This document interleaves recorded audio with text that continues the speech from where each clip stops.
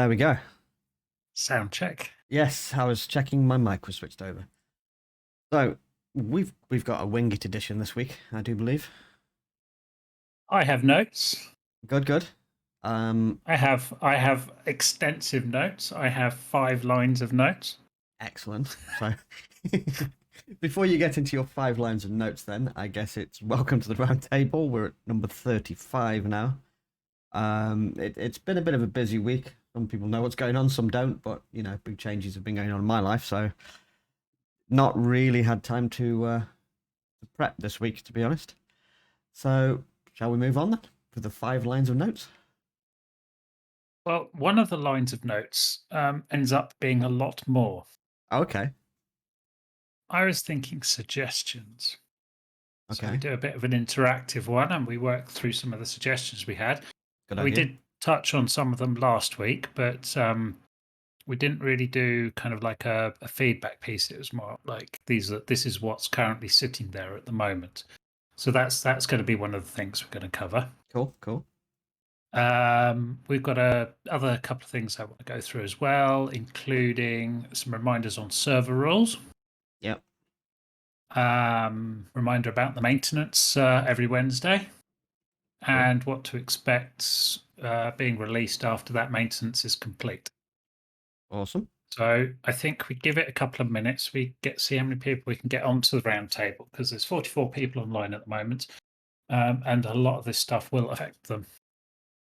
So let's Drum up the do troops. yes, drum up the troops.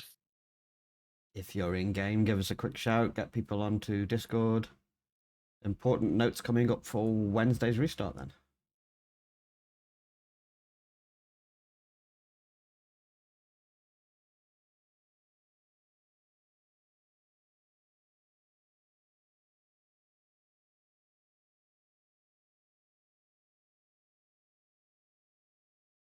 So I'll give that a couple of minutes.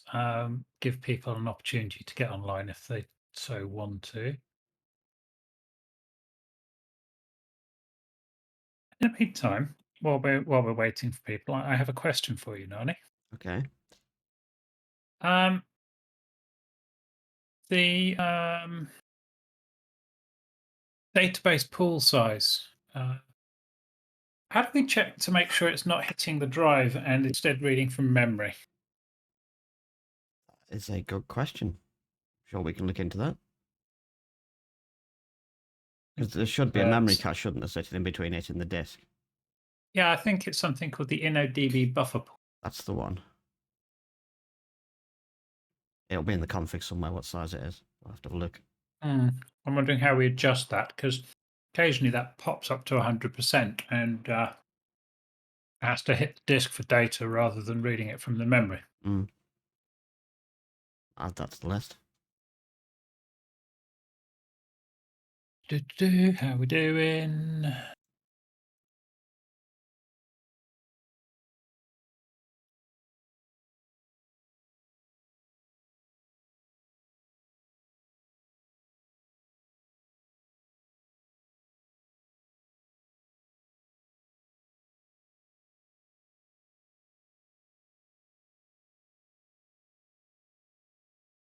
Buffer pool chunk you're going to be looking at. That's a fair statement.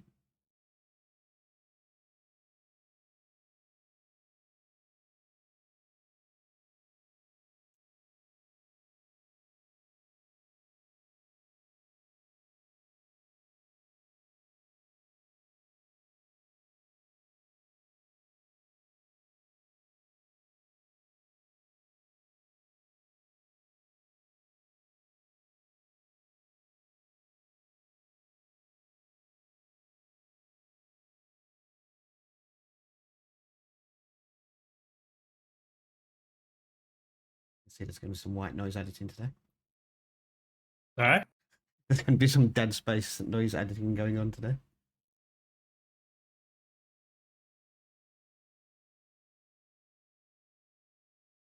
I just had a little problem with aberration there, so let's sort that out. We've got a few more. We've got 13 now. Oh, it's a lucky number, isn't it? Oh, really?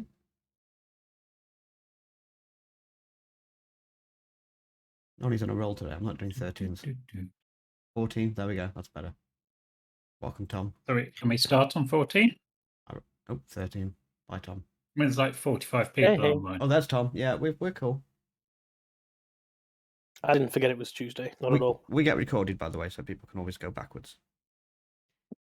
Yeah, it's more the direct Yeah, input it's more I was the hoping for. you want people on, don't you?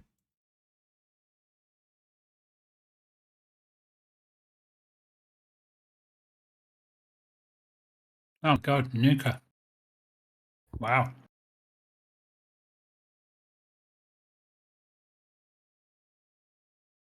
Six months without internet. That's terrible. Okay, well, let's get rolling. And 5 minutes, so that's plenty of time to join in. So the first thing that's I want to talk about on the ARC side of things is just a quick reminder on server rules. The one that's coming up quite a bit at the moment is building and blocking things. Our rule is you shouldn't build within render range of another player's base. I would use as a guide for that medium render distance. Seems fairly fair. But if you need to build a trap, obviously in sight of somebody else's base to trap something, you're more than welcome to do that. Just take it down afterwards. Be courteous of other people's space. If somebody asks you to move because they had an established base and you've just gone and started building a massive castle next to them, please listen to them, because if you don't and we have to get involved and ask you to move it and you still don't, it'll end up getting destroyed and everybody's unhappy about that. The other rule is the other main rule that we need to pay attention to is not blocking major resources, artifacts, caves that require progression, or access to landmarks that are significant that people might want to explore. So, got no objection to you building a base or a small satellite base or something in a major landmark, but don't restrict access to it fully. Stuff like I don't know, the Mines of Moria on Fjordjord, for example. If you totally blocked up the entrance to that, we'd not be happy, but we're more than happy for you to build a base down in the mines. I think that's probably covers it, the common sense side of things. Yeah. Don't think I'd add anything else to that.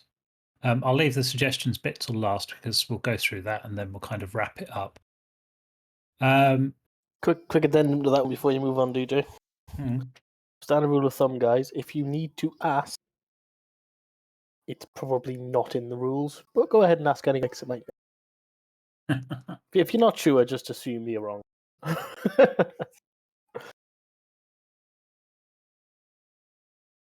I'll add one more to that as well before we go on. Portable traps left out in the distance. They're awesome. It's great that they're out there, but please leave them unlocked so other people can use them. Because we've been knocking a lot of those down recently as well, that people have just built in great trapping spots, but then left them locked. So by all means, build trapping spots in all the greatest locations to catch wyverns, rexes, and all sorts, but if you leave them publicly unlocked, everyone can use them. And if you don't leave them unlocked, they get blown up by somebody or a GM. So somebody can actually build one there and leave it unlocked. Yeah. If you don't want to use up the your build limit on a trap, then put it down, trap, and then take away again. We'll get that officially written in, I think. I think if they're gonna, might start just claiming them and unlocking them rather than destroying them. But yeah, That's hassle. We've got lots to do as it is, so yeah. I'd rather it's just so much easier just to blow them up if they're locked. It is, and more fun. Rather than farting around with commands and trying to claim it, then unlock it, and then by the time you're finished, you'll have used up all your build limit on other people's traps. Only the good ones. not the dross. So that kind of leads on a little bit to the reminder about the maintenance. Every Wednesday morning, the cluster comes down. We perform maintenance, updates, plugin changes, all that kind of stuff, which means new functionality tends to go live on a Wednesday. So we will be launching the user interface for the Arc Shop on Wednesday. So you won't have to use commands anymore in game. Which is really You'll cool. have, yeah, it is really cool. My favorite bit is the stash tab on there. So when you buy kits now, the kits go into your stash, and then you just click the button to redeem or to take stuff out of your stash as and when you need it. So I think kits become quite powerful. The shop items are just automatically delivered to you straight away as soon as you purchase. But the stuff that you buy and then goes into your stash can be delivered to you whenever you need it. So you could like stock up on, I don't know, mind wipe potions or something, and as and when you need to use them, you just click the button and they get delivered to you. Yep. It's quite cool. The other thing that I wanted to ask players to do as well, kind of should have done it with the rules bit, is keep the maps tidy. There's a lot of random dinos being reported across the maps. And we've had a couple of good suggestions around that. We tend to pod them up and throw them in a vault. And if somebody wants to claim their dino or they discover it's missing, they can contact the GM and get that dino back. However, if there's not been any interest in it for a few days, we'll just empty the vault and throw them all in the incinerator. However, that is time consuming and again, very tedious and takes away from us running the servers. So I think after like the first or possibly second time we've had to do it for a tribe, next time it'll just be we'll blow up your dino. Please don't leave stuff littering the maps, especially stuff that's not on passive, because it'll rampage and ruin other players' experience. Especially if they're taming something or they're trying to do something specific, and then your dino dashes in and gets involved. It's just really annoying. So stray dinos that are not in bases or under people's control that seem to be just roaming around or just sitting there will be removed in the first instance, and you can come and pick them up later. After that, they'll just get nuked. So, Cody, forgetter of dinos, I know it's your name. Stop forgetting your dinos, please. Cody, loser of dino. Completely. The other thing as well, guys, if So- you do spot dinos about in the world, please put it in lost and found, not in a ticket. Thank you. Yeah, if it goes in lost and found, you're giving the owner the opportunity to come and pick it up. If it's still there, like a few days later, and a GM comes and picks it up, the likelihood is it's going to get euthanized in an incinerator. We go around every couple of days and just run through the list, so. So, moving on to suggestions. This might take a while, but we're going to do it anyway. So, scrolling to the top of the suggestions forum, you get a rough list of what we've accepted and rejected in the past, and a very brief, and I mean very brief, description of why it was rejected, to give you some idea of where our thought processes are at. So, we'll start with the very first one from Promelon. Loves the idea of world bosses. That's awesome. Instead of death work or for a boss on another map, make a tanky boss and a glass cannon adds. So like a Kellen with 5 million hit points and some Rexes or other dinos that die fast but hit hard. My feedback on this one was that's kind of all the bosses are designed differently. Some are tanky, some are hit hard, and there's one in the middle that's kind of a bit of both. The problem we have is no matter how we design the bosses, eventually players will just escalate matters. So we design a boss to be killed with 10 dinos and 10 players. 20 players turn up with 50 dinos, and so on and so forth. So no matter what we do, people will work around it. So the bosses are designed with specific tactics in mind. However, it's also possible to work around those and do it whichever way you want. So my response to Prom there is we already do that. I'm not sure what else we can do, so suggestions welcome about how we kind of configure the bosses to require certain tactics, or if players even want that, because we get a lot of comments on the cluster that people want to do things their own way and shouldn't be forced into a particular path of doing or particular way of doing things. But what I do like to point out is games have mechanics, and mechanics have to be mastered to defeat certain aspects of the game. So, yeah. Did we look at that one and discover that we couldn't actually set glass cannons and that sort of stuff with the event plugin we've got? Well, we can. We Okay. we can set the hit points on a boss. We can kind of tweak its resistances and stuff like that. And that's kind of what we've done with the rock elemental, as I believe is the high hit points tanky one with some utility adds. The Yes. spider is the I'm gonna burst you down with shitload of damage one, and the Magmasaur is Magmasaur. kind of the Magmasaur, somewhere in between. That's good. Cool. We did actually currently balance them last time, didn't we? So we had kind of like a lower end, a medium end, and then a really hits hard. But Yeah, the really hit hard guy is the one that gives out the melee upgrades for the dummy Rexes. So it's big risk, big reward. well, they're actually tailored towards the upgrades they give out. Yeah. So the hit points one has the hit points, the damage one has the damage, and the other one is just stamina and has whatever. Mix of the two, yeah. A mix, yeah. Nice. But anyway, my point to that is it's not some suggestion, it's something that we've already tried to do, but players will find a way of working around whatever we build. So I'm gonna, I don't know, is it approve or reject? I think it's just approve it and say it's done. It I mean, it's is. from 2 months ago, so it was before the last balance pass, wasn't it? Yeah. It was kind of done, but I'm guessing as well as the bosses get older and staler, we can also redo them again and rebalance them, and not a huge job, is it?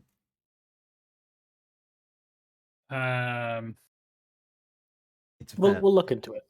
It's a fairly lengthy job, but they can in future be rebalanced again if need be, or if they get too predictable or the game changes. The only somewhat. way to make I think the only way to make those mechanics work properly and to actually have the boss fought in the way that we designed it to be fought is to limit the number of players and number of tames allowed within the arena at any one time. Yeah. Until we do that, or until we're capable of doing that, like a normal boss arena, and that's why the boss arenas are boss arenas, we can't actually steer the fight in a particular direction or balance it in any meaningful way. All we can do is just make it harder, and then players pour more dinos at it. So I'm going to say that's approved, and the bosses have been geared towards hit points, damage, and a combination of both. Which is true. Yeah. Boom. So that's done. I think we need to spend less time discussing them now. Yeah. There's a lot to do. Time zones for world bosses. So we've got a number of suggestions around this. And the first bit I'll say about it is, yeah, Bob's right. Limits don't really make an open world boss now, do they? So it's not something we're going to do. But back to world bosses again, and time zones and spawning them and stuff like that. I did some research into it, and out of the 18 boss spawns I looked at over a period of time, only 7 of them had been killed, which meant the 11 of them were up for 2 days straight with nobody interfering with them. Yeah.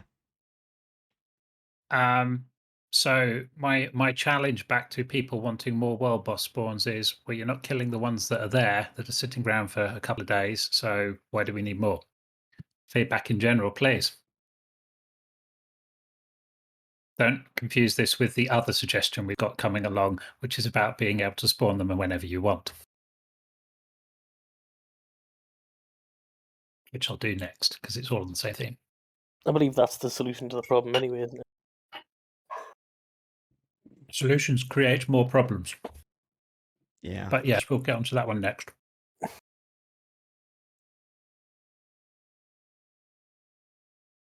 Aha. So you're saying it's a numbers thing. Okay.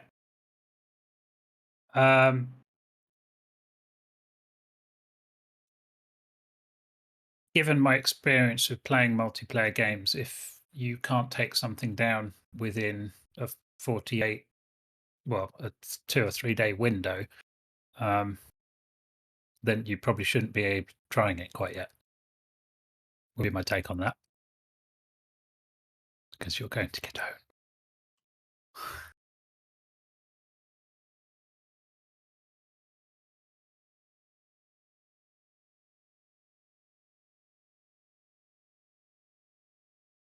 Just pausing for effect and seeing what comments are coming in general.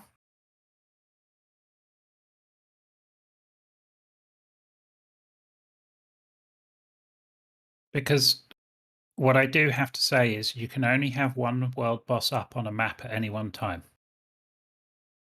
So spawning more is not going to change that. It's still going to be there.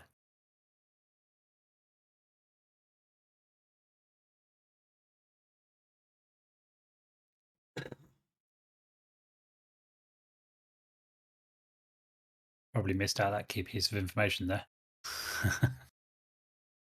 Okay, well, not seeing too much to that. So my preference for this is we don't actually put them on a timer. We allow people to spawn them themselves, but at a cost.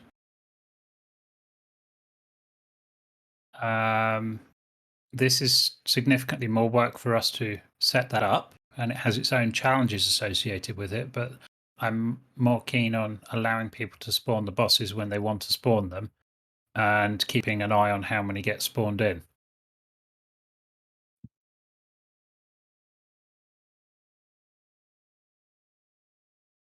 Okay.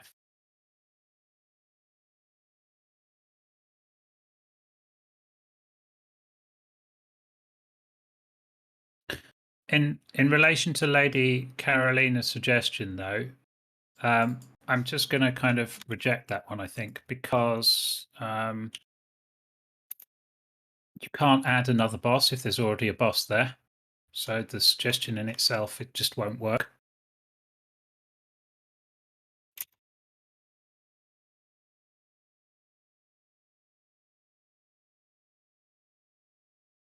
Also, the other problem I'm thinking of as well is if we do let people spawn in their own world bosses, what happens if they try and spawn one while there's one already up that somebody's doing?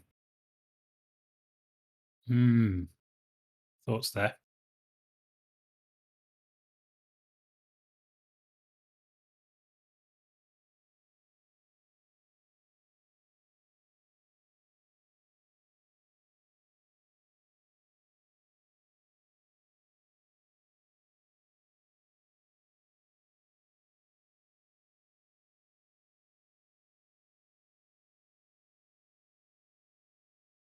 So I'm going to reject that one, saying we can't spawn more world bosses because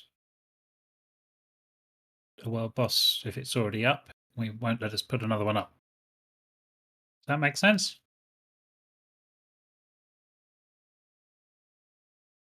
Hello? Yeah. Anyone here? Yes. Yeah? Does that all make sense to everybody? Any objections? No objections to that?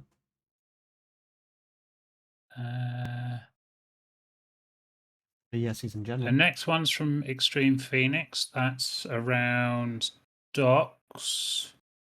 As a new player starts to get crazy to level up, big possibilities the base is going to get destroyed multiple times. Tech shield unlock as TP and generator module.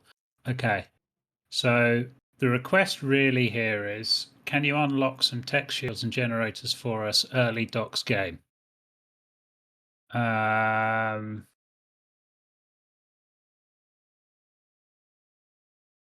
So the progression in tech is built into docks as far as I'm aware, and the feedback I've had from the docks players is don't mess with that, because you kill the docks bosses to unlock the tech to get the element to run the tech as well. Obviously, you'll also be able to wreck any of the normal bosses on the map to get more element. So I'm kind of inclined not to accept that one. But I'll pick that up with the docs community later on. Next one. Something added for Christmas from Sandy Boo. We didn't add that for Christmas, as Sandy's suggestion suggested, because there was a lot of stuff coming in from the winter event that would allow you to decorate your base.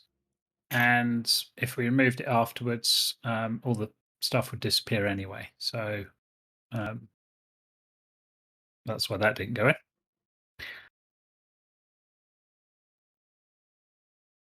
So sorry about that, Sandy.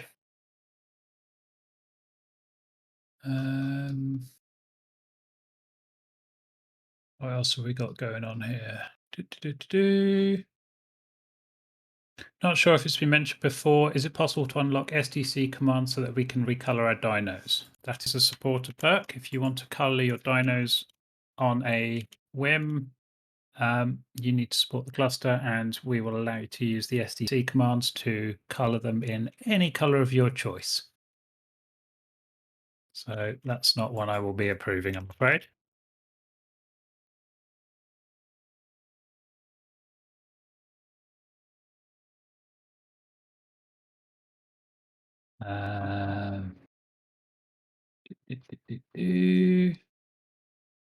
Every time I do that, it puts me back at the bottom again.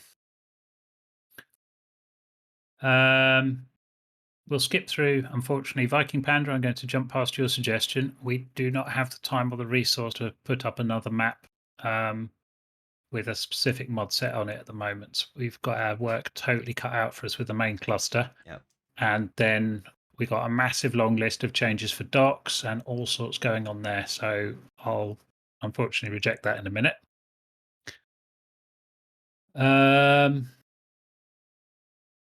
Emir's suggestion, the builder helmet mod, it makes building a lot easier because, as we know, Ark isn't a game with nice building. Has anyone got a link to that mod? Do we know what the builder helmet is? It's been rejected by 8 people, so I would love to know what we're talking about here. I did ask Emir to provide links in a bit more detail, but I haven't had anything. The builder's helmet. What does it do? Somebody explain that to me while I'm jumping on some food. This builder's helmet gives a buff which helps you to build structures. The target structure has a coloured overlay. You can pick up the structure, auto pick up next item from inventory for last place structure. Press shift to choose the S plus structure in does front all of of you. that then.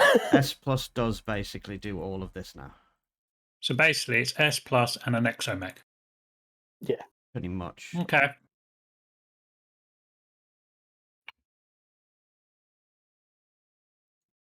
Does Emir even Yeah, play I'm not touching the anymore? builder's helmet. Cerebrus Yeah, made a no. very good point there. No way. Not going near that one. It's been downvoted quite a lot, and like I say, I think S Plus already has that functionality built in, so Okay, well we'll get rid of that one in a minute. it's an extra mod that I don't think anyone wants or needs at the moment. So now here's a good one for discussion. I hate tribalog spam, so I'm all with this. I understand where this one's coming from Kimmy. Yeah. So disable the messages in the tribalog whenever a dino is soul trapped or released. I would love that. It would clean up my tribalog no end, and it would reduce a load of spam in our logging channel. However, if anyone comes to us and goes, I've lost a dino, where is it? What happened to it? I had an ex-tribe mate who I kicked out the tribe and they've robbed me blind. We've got no way of tracking it down. So we remove that logging. It doesn't just remove it from your tribe logs. It removes it from our logging as well. So we cannot see who has borrowed a dino and released it somewhere. The good news is you can link your tribe log up to a different Discord server, and then you'll have a searchable tribe log. If that helps, Ilkin. Is that a support information, DJ, or is that a? I'm watching general for this at the moment to see what people are thinking. Yes, linking tribe logs. I think you can just do it anyway. So you can have your tribe log. Tribe leader can do it, can't they? Yeah, tribe leader can output their tribe logs to a tribe log of their own. I see. I agree. I kind of agree with John. Thought process people are responsible for their own dinos and the people they invite into their tribe. Yeah, I'm kind of on board with that. Yeah. So we turn off the tribe log spam of catch and release. People are responsible for policing their own tribe and their own tribe security, which they are already. It's just we won't be able to assist you. I'm going to vote that one up because it means less work for me. Okay, that's going to be approved then. Yay! Awesome. Fair enough. Cool. Next one. Can we please adjust the stacking amounts for plant species Y, trap, oil, and sap? It's a pain to move it across maps. Here's a hint, everyone. It's that size for a reason. Because it is a pain to move. No. I'm a bit curious on this one. I have no objection to increasing the size of this stuff. However, seriously, what do people need 10,000 stacks of sap for? Please enlighten. I'm curious here. I want to know. Why do you need a full inventory of oil and transfer it across a map? See, oil I can kind of understand, but sap, what? Yeah, sap, huh? And also, I really need to educate people on plant species Y. Why are you moving? Why are you even growing these things? I'm going to see some responses, and I'm just gonna chuckle. Why is anybody growing plant species Y? The clue's in the name. Why? Why? I hate to say it, but Scorp does have a very good point. Why are you moving vastly easy to get materials? Yeah, I know. Why are you even bothering? I just don't understand it.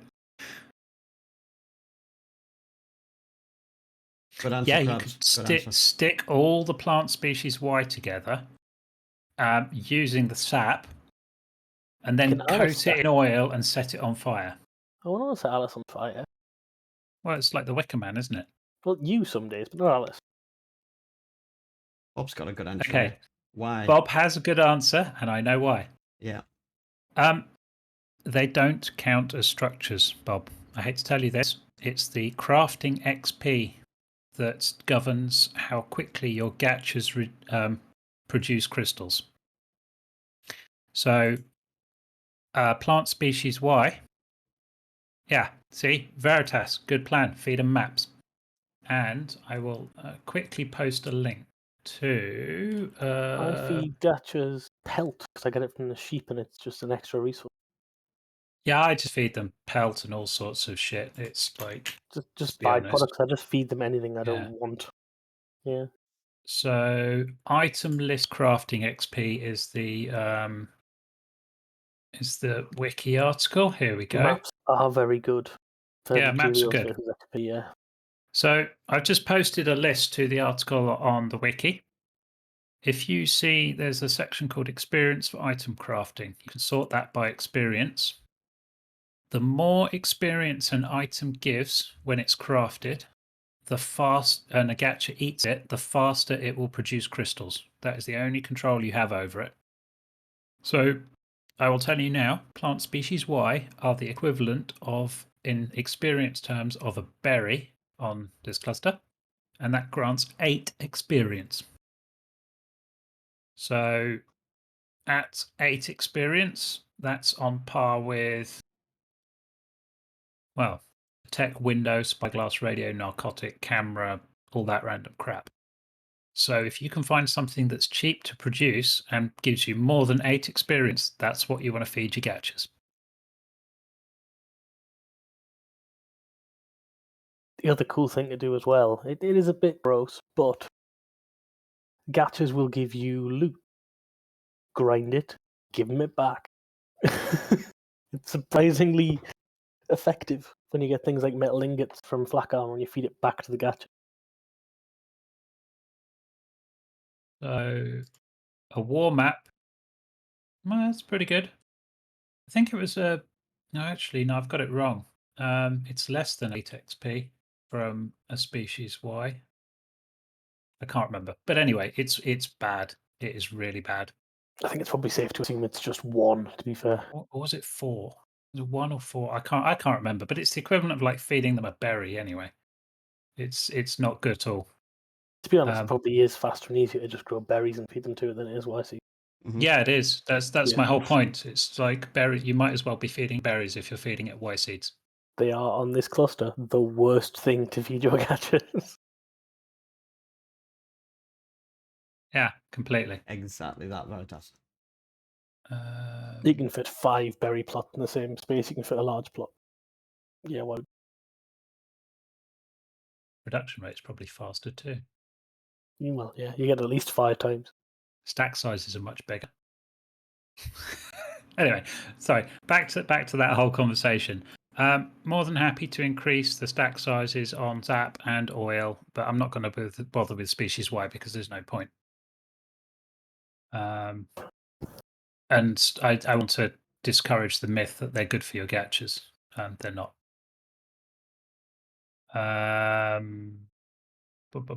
So yeah, we'll approve that one.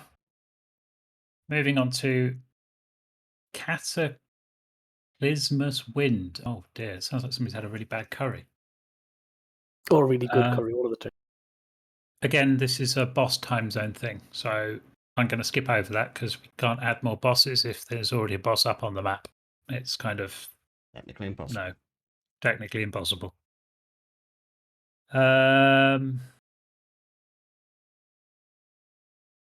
Oh, we got a mod suggestion from Dark Crusty. Alpha everything. Alpha everything. Something John said to me the other day. People come to play on modded servers for a more enjoyable gaming experience that is balanced yet not. What was the words you used? Oh man. John, words? Sorry? I was going to say, John, words? What did you use? Yeah, it was typed. It wasn't spoken. So, not efficient.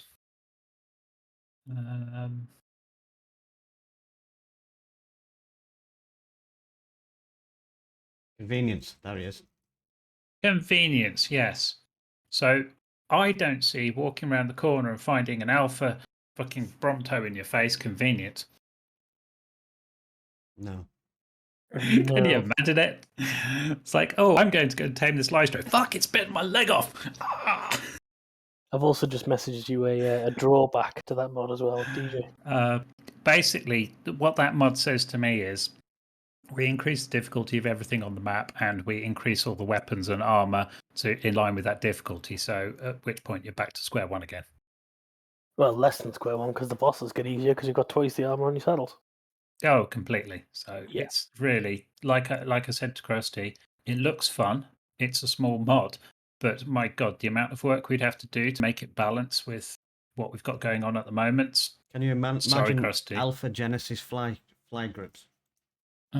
No. You get taken out by an Alpha Dimorphodon. So Alpha Trudons. I mean, come on. No. A swarm of Alpha Trudons. Yeah. You know what would be cool though? Alpha Allos. Personally, I would like to see an army of Alpha Trilobites taking on a boss. Nibble its ankles. Arrgh. To be honest, there's a very simple answer to this one. If you want Alpha everything, go play Docs. Yeah, completely. Yes, if you want Alpha everything, jump on the Docs server. We've got everything. We've got armor upgrades. We've got weapon upgrades. We've got a whole new progression path. We've got these alpha things that come along and kill you every 5 seconds. It's amazing. Sorry. I'm going to make Sandy giggle. We've got Nuke. Yep, and there's nuclear weapons on docks. You have a fat boy launcher and a giant nuke, and you can fire it at things. And they're so alpha, the nukes don't kill them. So We've got Megas in there as well, yeah. So yeah, we've approved Dark Krusty's suggestion, and we launched Docs. Love it. So You just happened to suggest it 2 months after we actually made the change. Oh, Yeah, for everything. Completely. Yeah. Night Wyverns. No. Make them breedable. Is it Night Wyverns or Void Wyverns? Night Wyverns. No. One no, of the no, two. and no. We're not going to make them breedable. I don't even think, can we make them breedable? I'm not sure. There might be a setting in KBD, but they are exclusive for people that are helping to promote the server, bring more players in, and generally just be great people. So fortunately, that's the only thing that we have that is in any way restricted like that. It's just restricted for vote rewards. So everyone can get one. All they've got to do is vote. And they're not, despite being a 1% drop rate, it is truly random. They're totally not super rare. Lady Tula has quite a few. Dav has had quite a few, despite being new to the cluster. He's had 3 now, 4. They're popping up every single day. It's just a case of being persistent and voting. It's like a 1 in 100 chance, and it is truly random. So, it's just, if you don't get any 10 times in a row, your chances of getting it on the 11th is just the same as it was on the 9th, 8th, and 7th. Yeah. So you could get 2 in a row. You could, it's like flipping a coin. So that's not going to happen, I'm afraid.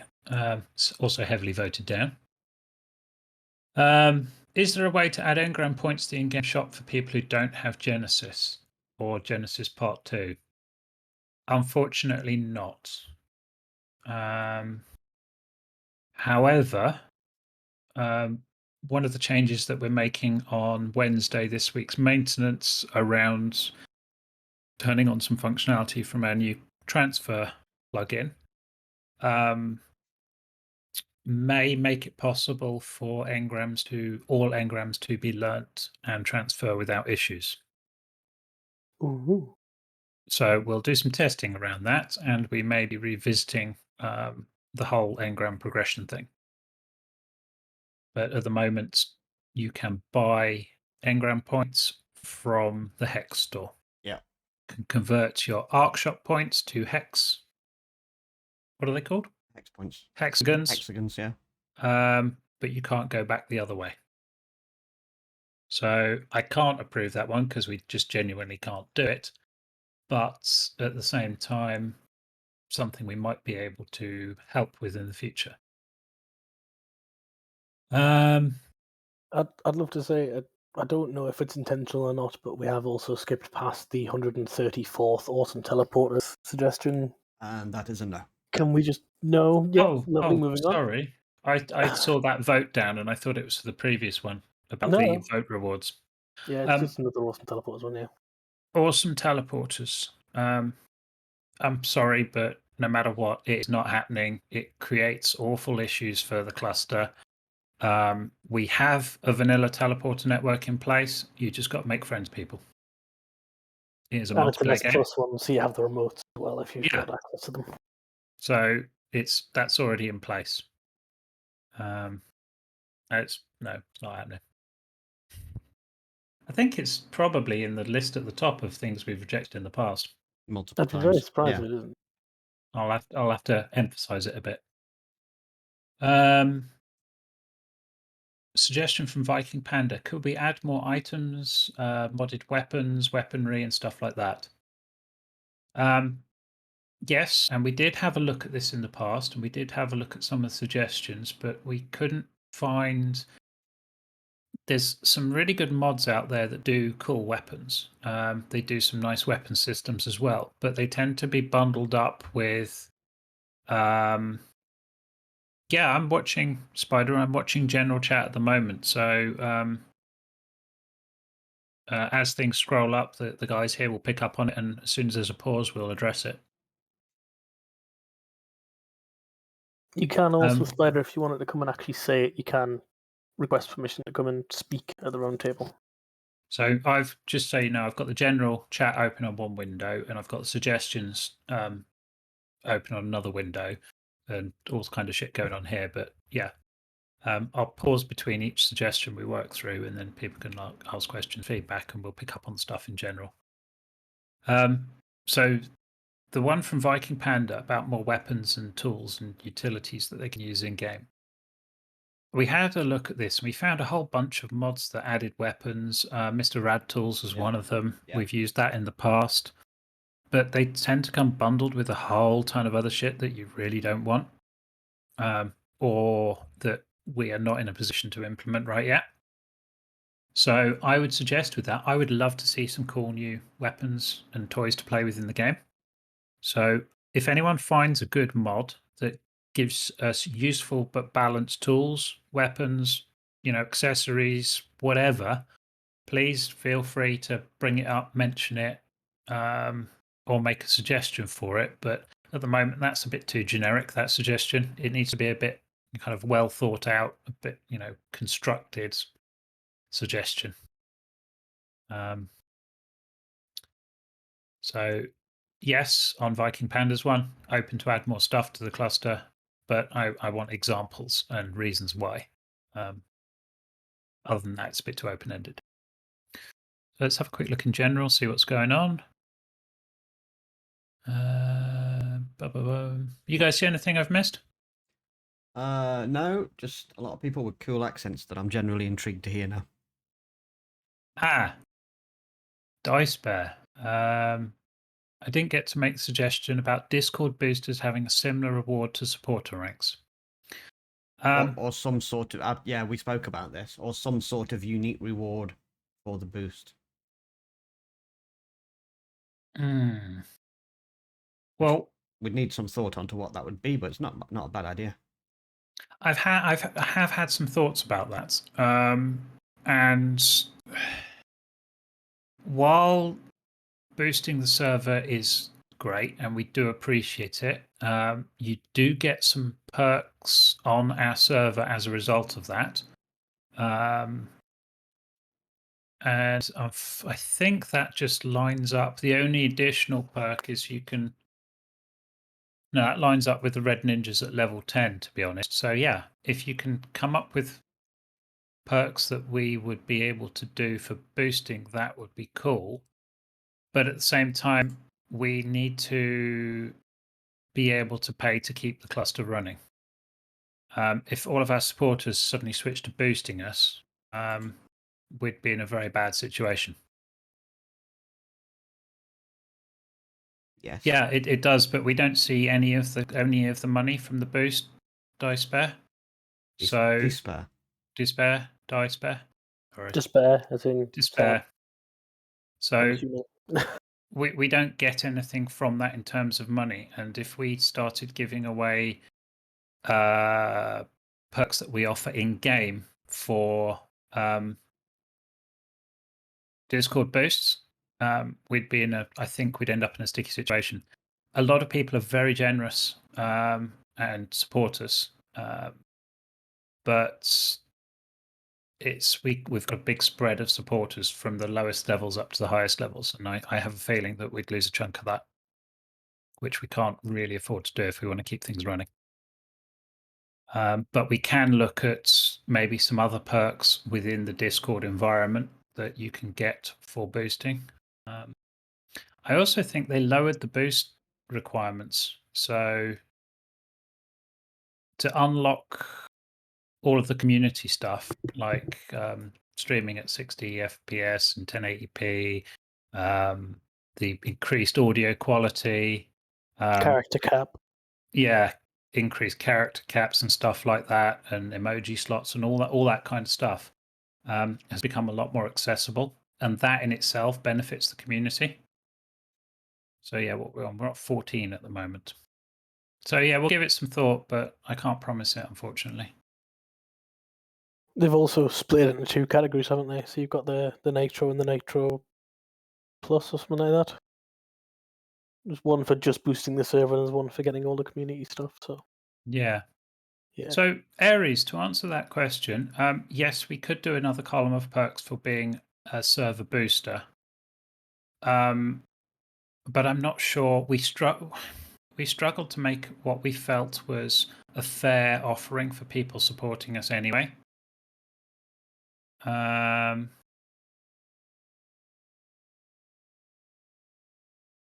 It's not So so I'm much not- areas that we disagree with the idea. We just can't think of what we would give people that wouldn't detract from being a supporter.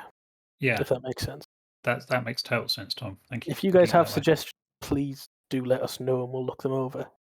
But we just can't think of something that's not going to devalue the support the guys give us to help the service running.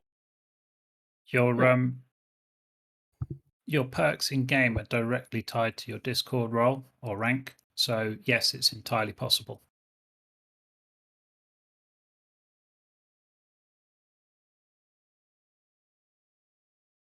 We might be able to do something.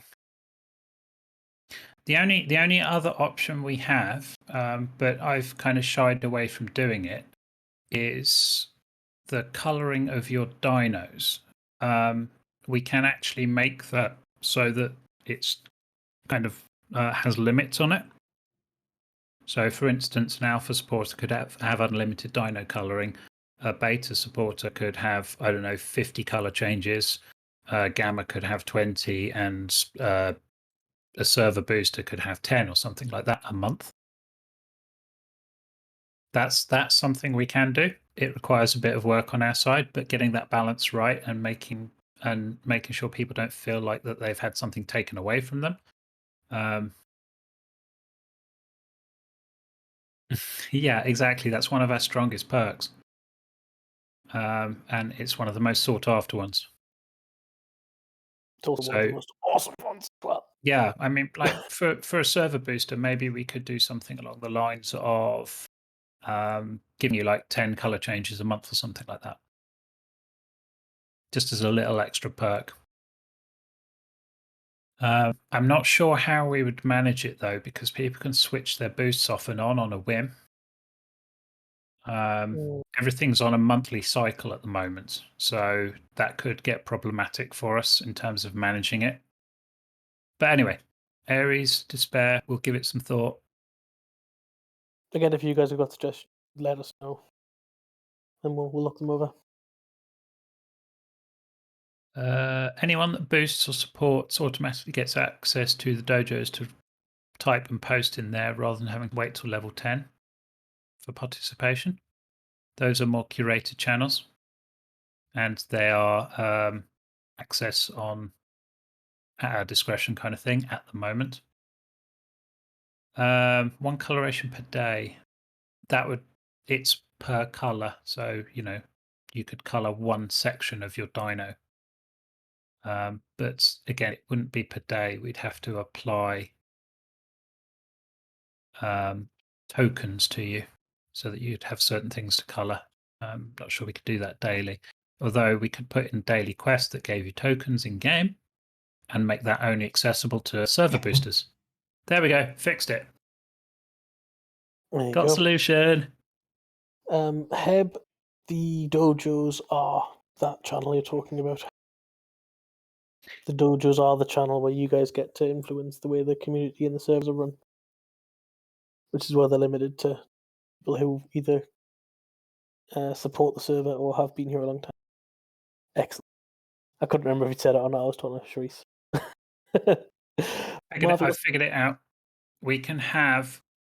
We're building a quest system for Ark at the moment. So you can get daily, weekly quests and quest chains to get stuff in game. Quests can be restricted by your rank on Discord. So we can have exclusive quests for supporters and server boosters. And those quests could give you rewards in game. Boom. Oh, this is in addition to, well, hey, the players came up with a suggestion. We're delivering.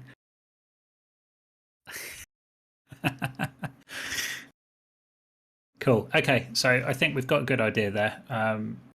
We'll move forward with that and probably discuss it a little bit more.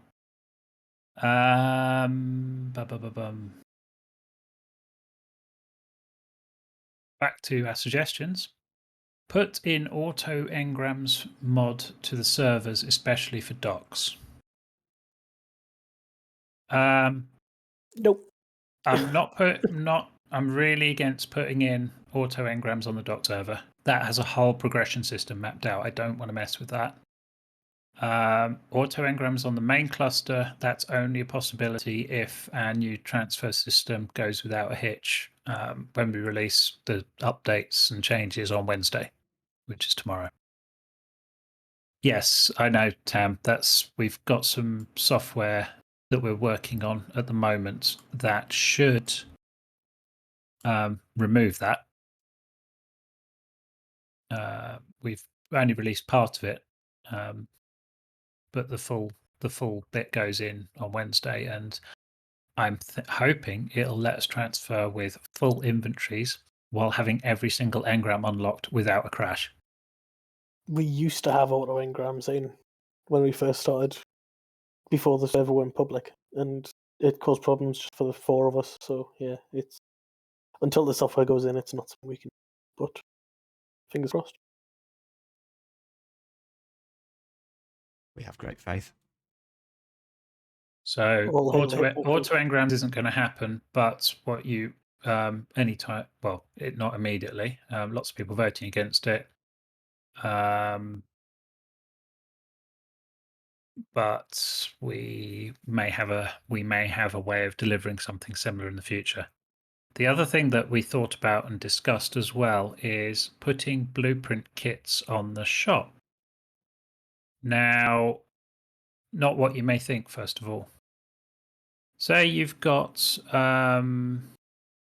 something like CKFS. Is it the science fiction or CKFR that's still in your engram tree? CKFR SF. Yeah, science fiction. So the science CKFS is still in your engram tree. What we did think we could do, and we want some feedback on this one, is we could sell a kit on the shop that would sell you all the blueprints in CKFS, and then you just drop them all into a replicator or a crafting bench or fabricator, install them into that, and then they are on that device. Saves you having a million tables littered around the base. That would also mean you don't need all the need to crafting have tables. the engram to use the blueprint once it's installed, though. There are no engrams. Oh, I mean, like, You need to have the engram learned to use the installed blueprint. that screws that idea up. Actually, I'm pretty sure you don't, because I was discussing this with another server. Unless it's changed Mod. recently. The engram is for the table, I believe. The table unlocks all the engrams, but you can easily add all the rest of the. Yeah, John's saying not for structures. Yeah. So Oh, yes, cool. I'm pretty sure you can do it, because I've been discussing this with other server admins, and we believe it's a good way of removing engrams from the engram list and allowing people to craft everything in one location. Yeah. So yes,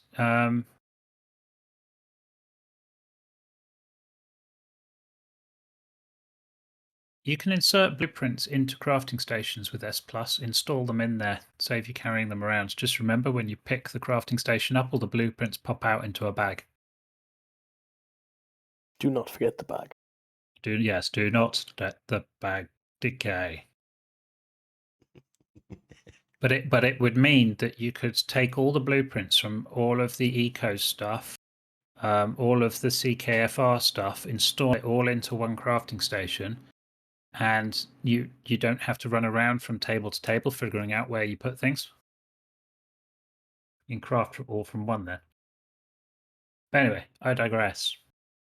Auto engrams, not happening, but we may come up with a better method to deal with that, depending on how our server transfer stuff goes. Next suggestion, add gas bladders to the shop on the Lost Island. That was a very specific suggestion coming from Quick for a very specific situation. An alternative was provided, so we're not going to mess with the config for that one. Moving on. Could we go with switching some mods out for the Jurassic Park mod or more dragons? Dragons. More dragons? We need more. Do we need more dragons? We always need more dragons, I'm guessing.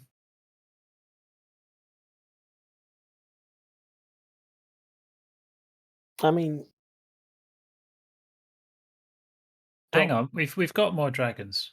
It's docks, isn't it? yeah, There we go. that is Oh, one of the so- mods in Docs, isn't it? Sorry, yes, there's a shitload of dragons on docks.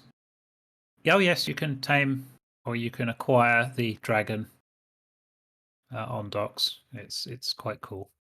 Yep. And we Also also have the e-phase off. Abomination Rex as well, which is one of the main things in the Jurassic Park mod. Jurassic Park mod. What does that give you? I think it gives you some building, some structures as well, doesn't it? So you can make Jurassic Park like enclosures. We've got CKFS. Yes. Using actually, I prefer vanilla metal. If you want to make Jurassic Park stuff, use a combination of CKFS and vanilla, and you can make some really cool like walls with fences. You use like the railings and the pipes and stuff to do the tops of the fences, and then you put lights on top and set them to flash like red and green and stuff.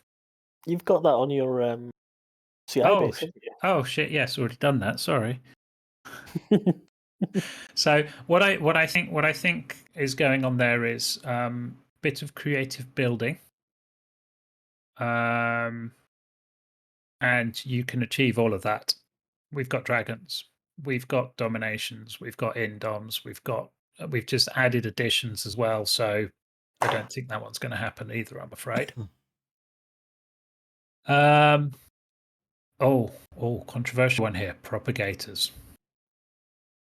More propagators on the map so we can spam more eggs into the world. That sounds very negative, I know, but I have one major problem with S plus propagators, and that is unattended. They will flood the world with dinosaur eggs, and we have had it happen. So until the mod author decides to respond to me on that one and give us the option to disable auto eject on propagators, I won't be increasing the limit on them. We had to give Sandy carte blanche with the red gun. It was get a mod to make element transferable. Okay, done. DJ, do you know of a mod like that? No, I can't think of anything. I'm sure you. What was that thing? Wrote a custom one. That's the one. Yeah. To what give you earlier on in the game, you can craft an item that will allow you to transfer an element from one map to another. It is lossy, and you're not taking you compress a bunch of element and you lose a bit in the transfer and it comes out the other end. Once you get to a higher level, you do get access to one-to-one element transfer. You can also spend your points to buy element on any map except Lost Island at the moment. So really, I don't think we ever need to touch that again. You can get element wherever you are, apart from a new map. Once you hit 155, you can do pretty much anything you want with element. Oh, was that a suggestion from Krabs? Yeah. Intrepid. Intrepid is Crabs, I believe. Yes, I recognise the logo. You see, it's confusing. No, of course you won't to know. You probably made that fairly early on and didn't realise how we had the server set up. So it's all cool. We're open to suggestions, but yeah, and We're we also heard open you. to mockery. Ha ha Yeah, always fun.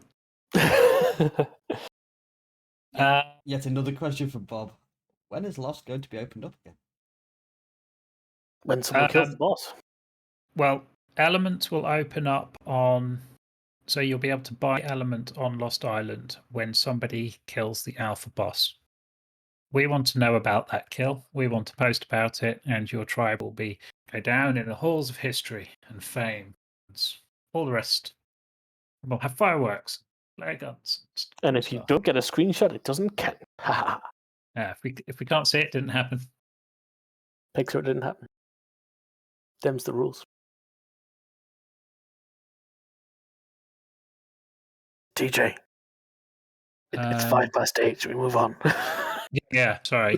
Me and Sandy were talking about being able to make a mod to be able to cut others' hair. Is that possible? I think that's just a friendly fire thing. No, it can't be. No, my bad. No, it is. It might be possible through a mod, and I can think of many convoluted ways of doing it. But it's probably a hell of a lot of work when they might as well just cut the hair and hand you the hair. Yeah, Yeah.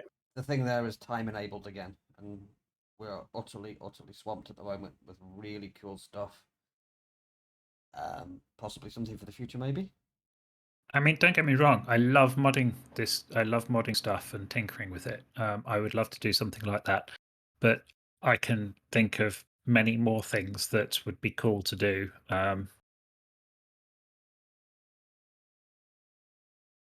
Yes, mods. The first thing we look at on a mod is how old is the mod, when was it last updated, and what size is it, before we even start looking at what it offers. If a mod hasn't been updated for like a year and there's people saying this thing doesn't work properly, or in the comments, it'll probably won't even get past a first cursory install on a test server. It has to be current, well maintained, and well, yeah. Not ridiculously huge. Yeah. Okay, moving on. The Hunted mod. Now, this looked really cool, didn't it? I think you looked at it, Nani. Which one we're about now? The Hunted. The Are you still Haunted. here? I am still here, yes. I'm doing multiple things at once and getting highly distracted. Focus, man. I'm trying. I'm trying. We're on Viking Panda's suggestion about the Hunted mod as a new or replacement server. The I'm Haunted lots. is a fairly new one, isn't it? And yes, I did have a bit of a peek at that to think about it. It looks pretty cool. It's been very much hyped at the moment, but would that not also fall under the banner of It would every other server we've been asked to do over the past few weeks? That it's completely. a workload. I would also suggest that it's never been finished.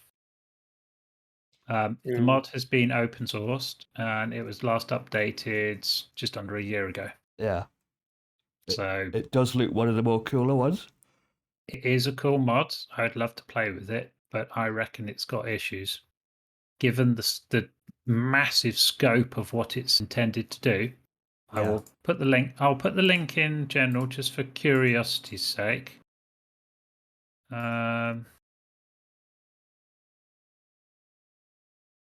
That's the one. June 22nd of June 2021 was the last time that was updated. June, yeah, 22nd of June 2021. It looks cool. The scope of the mod is awesome, and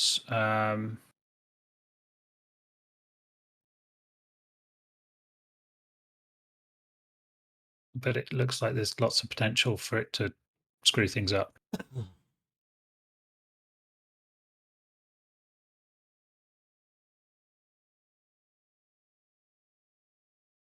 Moving on. Savage was talking about Hairstyle Mod pending testing. That had issues, I believe. It messed with the player character. Unless it was first in the load order, I believe. Yeah. We need other things first. Yeah. Yes. Even then, after it was updated to be first in the load order, there were still some issues where it caused problems, and I can't remember what they were because it was so long ago since we looked at it.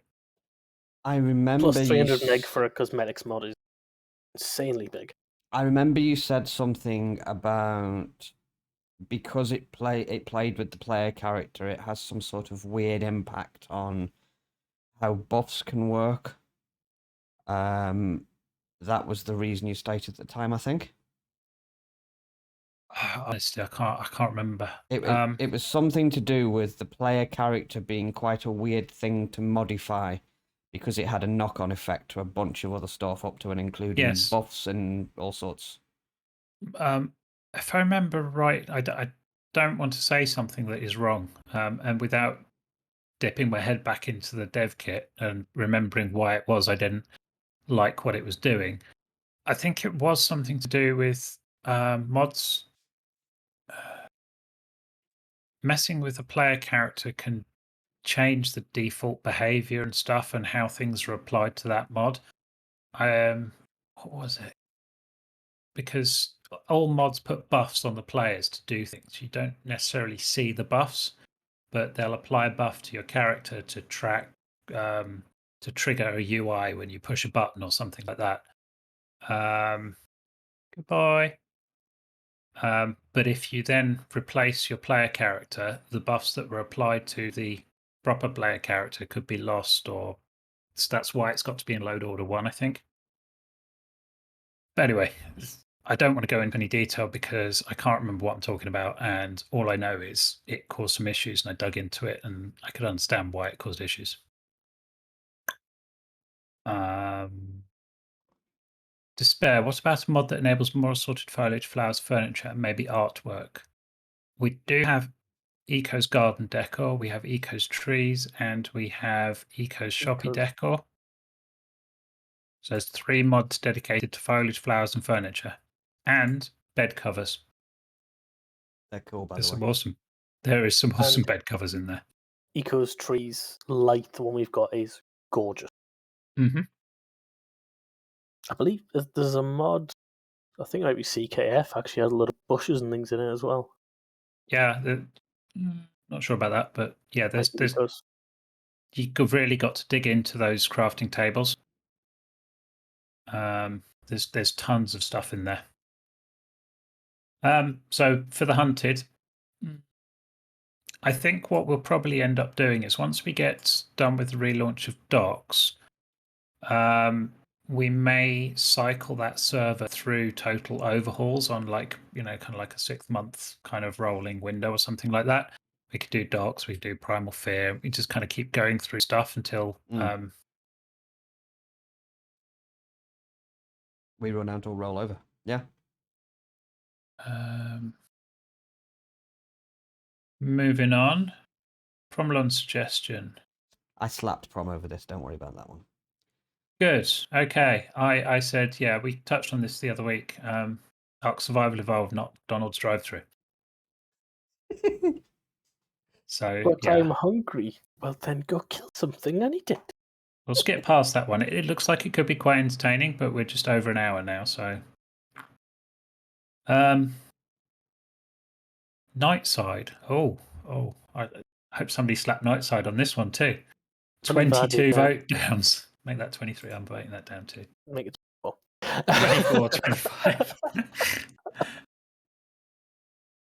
It costs 1 crystal to make 2 soul traps. Go and get some crystal. Well, terminal. Read. So this I have to comment on this. This comes back to how far do we want to dumb down the game before you don't have a game or a progression system? I'm not. Thanks, Fred. We'd give away a starter kit. It has some soul traps in it. That's as far as that goes. Here's a good one. Another way of earning Federation shards other than boss fights, for example, killing alpha dinos at a level 300. Not sure how many you'd receive, but could be up for a debate between admins or player base. Are we able to add Federation shards to the 300 alphas? No, we're not. Okay, cool. Because if we add Federation shards to the level 300 alphas, every single alpha on the island gets the same amount of Federation shards. So we've already discovered with something else that we're working on at the moment that modifying loot tables is a complex and mystical dark art. Can we do or could we eventually do a daily quest to kill the level 300 alphas that rewards you with Federation shards? No, because it would count, again, any alpha you kill. Damn. There's no way of distinguishing a level 300 alpha from a level 2 alpha. It's just an We'd alpha. have to create a new creature, essentially. Yeah. Yes. Which is a bigger job than just modding a box. Definitely. Yeah. But yes, we could probably add the Federation shards to some of the rewards on the quests. However, to counter that, another way of earning Federation shards will be our quest chains. So I will say that is approved, but not via the method that the player originally envisaged. Yes. That was an example. So, I mean, he was saying just another way of earning. So that works. So that's I'm good a with that. good one. I like that. Next suggestion from Crabs Intrepid. Oh man, 2 suggestions and a bit of ridicule. Put the server IP somewhere in the Discord server. Done. Two different ways of getting to it. We PM everybody that joins the Discord with the information on how to get that information. We also moved it from general to Fred's house, so it's all there. When all they got to do is read 5 lines of text when they join Discord. It's in the welcome message as well, isn't it? Yeah. Yeah, totally. It's in the welcome message. We PM them. It's just, yeah. Yep. So I agree with that. That's fully endorsed by WickedNinjaGames and fully approved suggestion. Yay. He's on a roll. Eventuating 001. I think it should be 007. That'd be so cool. Or it could be 008. I'll be 007. That's done. Approved. Nice. Excellent suggestion. I'm liking these suggestions now. Yep. We've done it. Rowley? Man with the cool hair. That's what I'm going to call him. Same guy that had the propagator Propagators, yeah. suggestion, yeah. That suggestion is fully approved and endorsed by WickedNinjaGames. You get a 20% bonus to hatch speed using the incubator.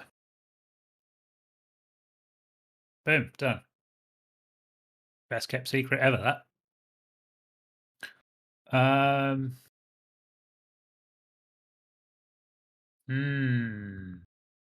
Limits the number of bases a tribe can have on each map. We discussed this the other day, collectively as a group.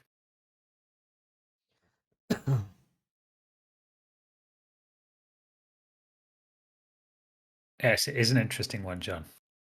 Well, we have a hard limit and we have a rule. We have a limit of the number of structures that you can place on each map per tribe. Yes. And we also have the general rule of don't be a dick. So, yeah.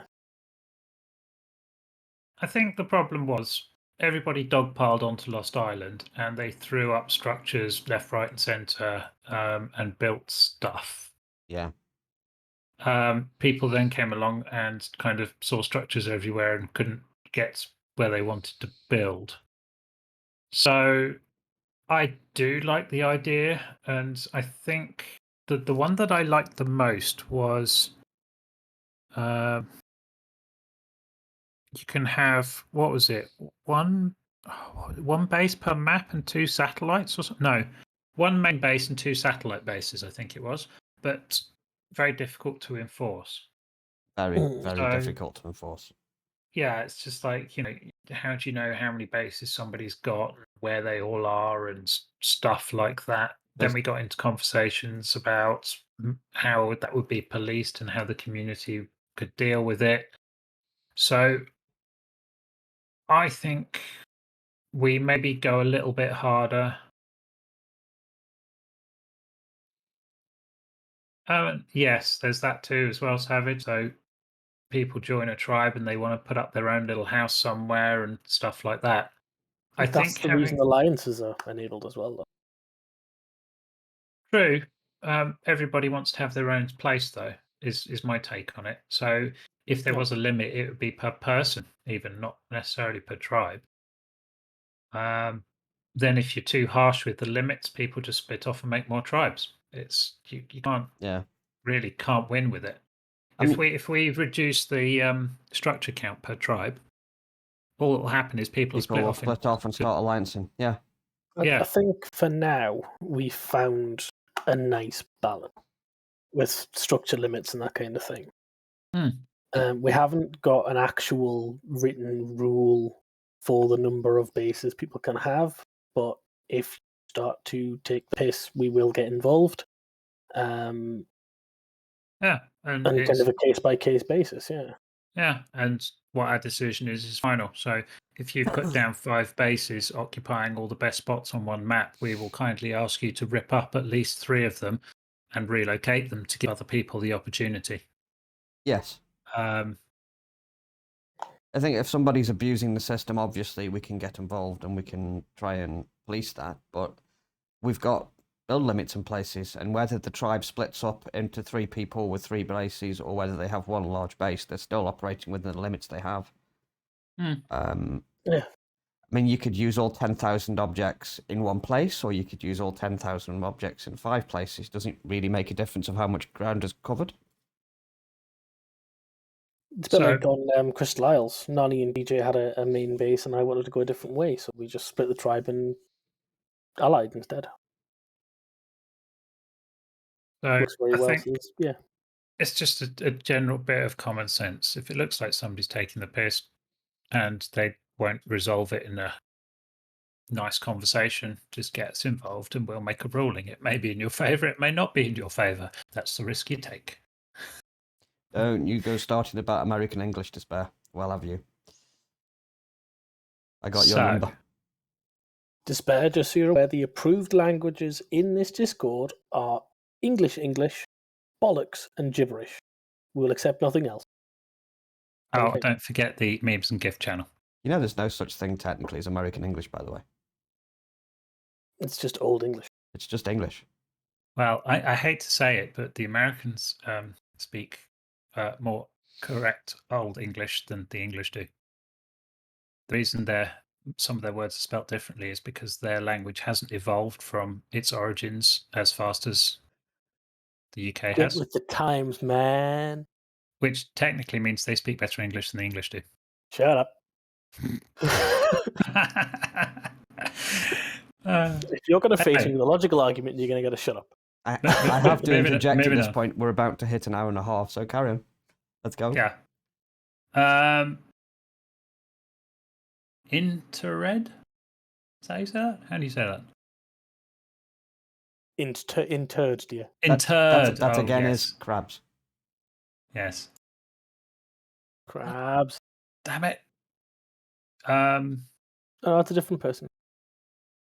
The one you look at Intrepid below. There's no icon on it. It's not Intrepid or Crabs.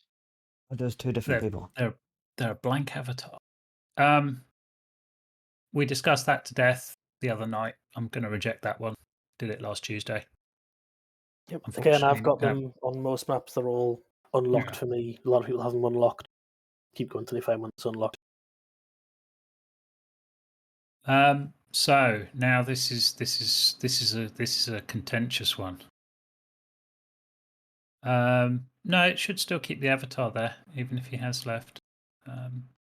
Lower the cost of the propagator's passive shard cost. It's way too expensive to keep it going for a reasonable amount of time. You are indeed correct. It is way too expensive to keep it going for a reasonable amount of time. That might be the point. You have 2 or several ways to breed. You were. Yeah, totally. The standard way, throw out up to however many 150 dinos. Yeah. Per map, per tribe. Per map, per tribe. Use the mutator. I've crammed hundreds of dinos into a 15 block range around mutators and pulsed them twice and made an absolute, saving on fed shards. And then hatcheries and all that bollocks. And you do it all by hand. Put stuff in here, move your dinos around there. It's all relatively free and just runs under normal base power. Or you've got your propagator, which if you set it up correctly, you can do a fully unattended breeding program, which is not limited by being offline. I cannot see a comparison between the two. As with real life, if you want to be lazy, you're going to pay for it. That's kind of where I'm at. And given the increase the level limit and decrease the cost, could do. Make it level 180. Yeah, I could do that. I would say on those lines, though, that watch the stop level 180 guy making them and handing them out. This There is is that. this is why the cost is in place, so that the higher level players who have more shards to burn are paying that way, rather than the higher level player hits 180 once, gives it out to 500 other players who are level 3. That just wouldn't be controllable.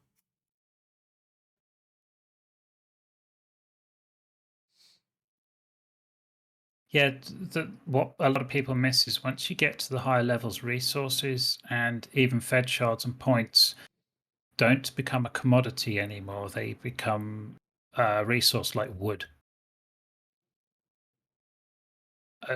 Just for example, I've currently got 72,000, I think, points. Something it's ridiculous. Yeah, That it's ridiculous. the high end players. Yes, I agree, John. And one of the things that I wanted to look at, and I've discussed to death with the guys here, is you can't use an item unless you know the engram. I think that should be the case for everything. So it makes you do your character builds to kind of tailor towards your playstyle. So you can't ride a trike unless you've learnt the engram for the trike saddle. It's just kind of, it seems so dumb. Levels don't mean anything anymore in Arc because of Explorer notes and note runs. You can get to like 120 in no time. Yes and no. You don't need to know all the engrams in the game. And if we weren't modded, I would unlock all the engrams in a heartbeat. So if I can move all the modded engrams to something else, like the kits and the crafting stations, then yeah, I'm happy with people unlocking engrams.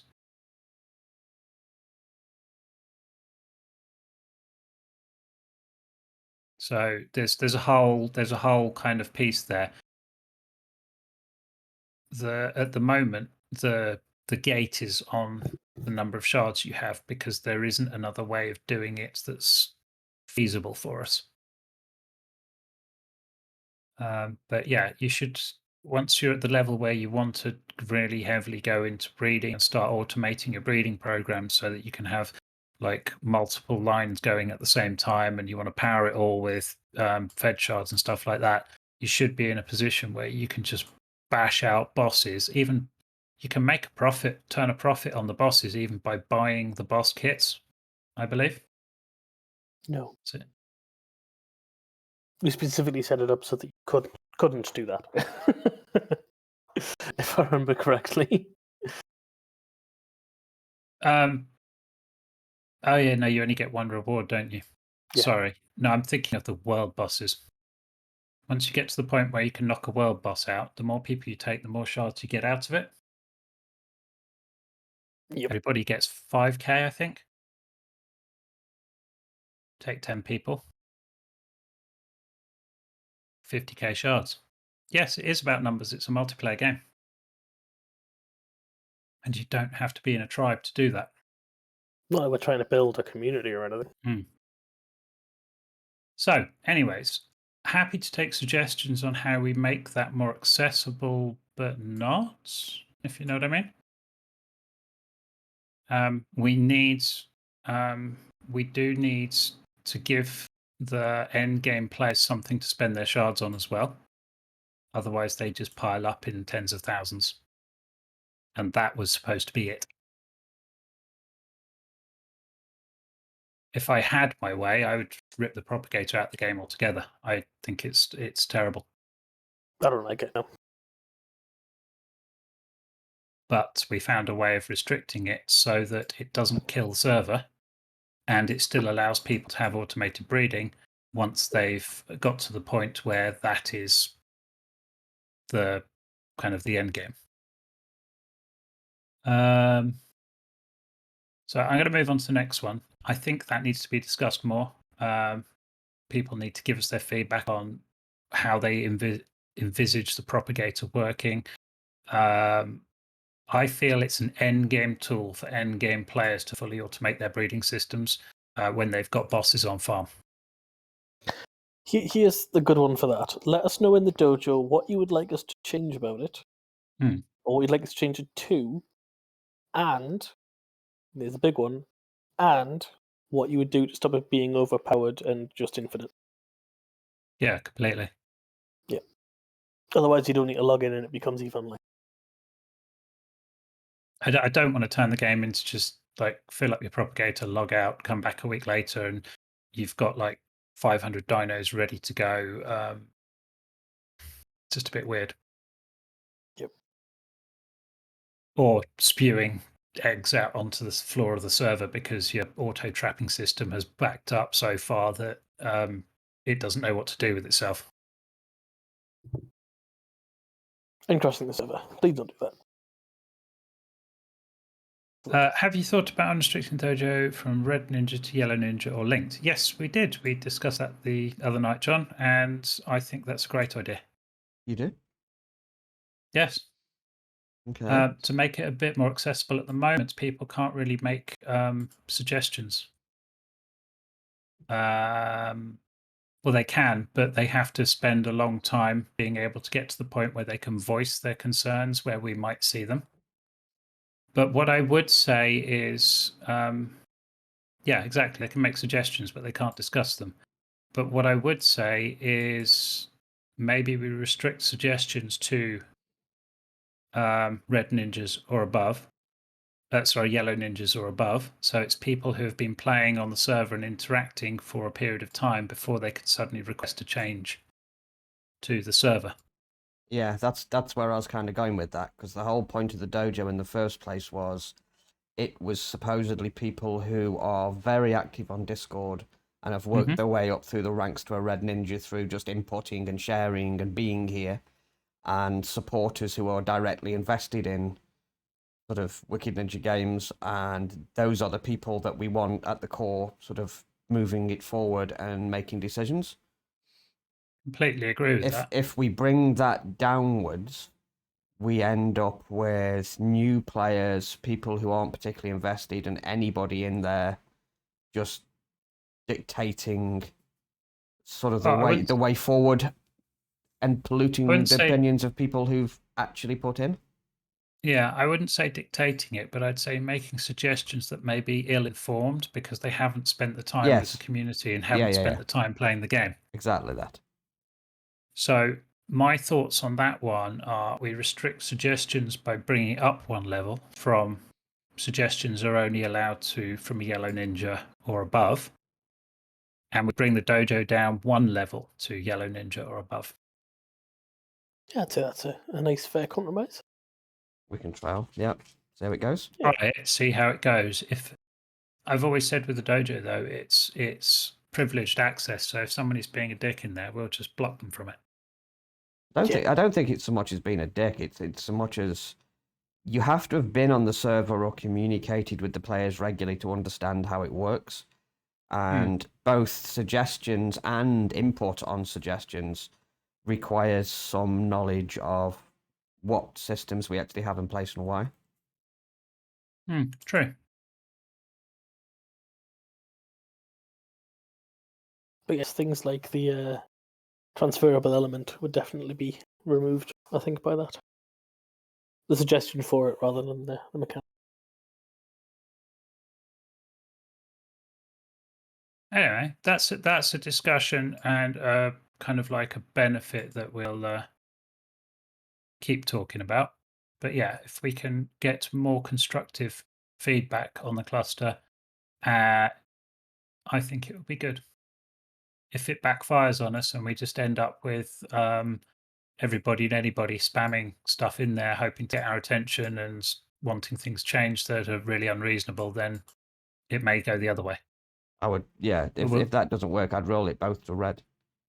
Yeah, I think I'd seriously think about doing that. Well, yeah. Yeah, okay. Roundtable suggestion. A short summary of things that have changed or not changed in the description for people to read.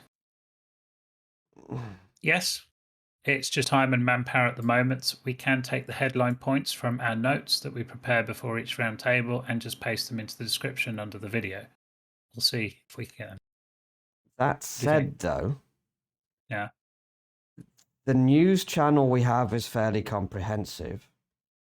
That true. wasn't read, and the roundtable was a way of putting that into a place somebody could just read along or listen along as they were having their morning coffee or doing whatever they do, because people don't read. So the same people who don't read, who come to the roundtable to listen, are also not going to read the notes in the roundtable. I mean, read the news. It's true. Very true. But Which of our voices is it you don't like, Krabs?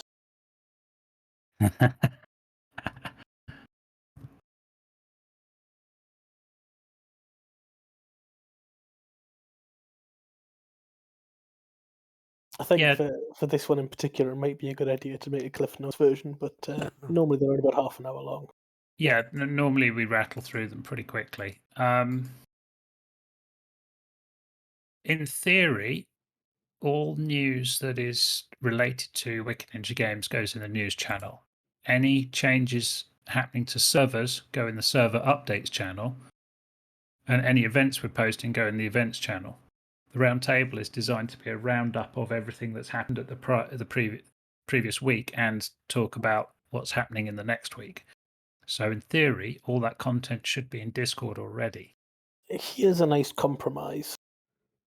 But Feel free with this one, DJ, to agree or disagree. If somebody would be so kind as to write a TLDR version in the comments of the video, I'm sure we'd be more than happy to pin it as the pinned comment on.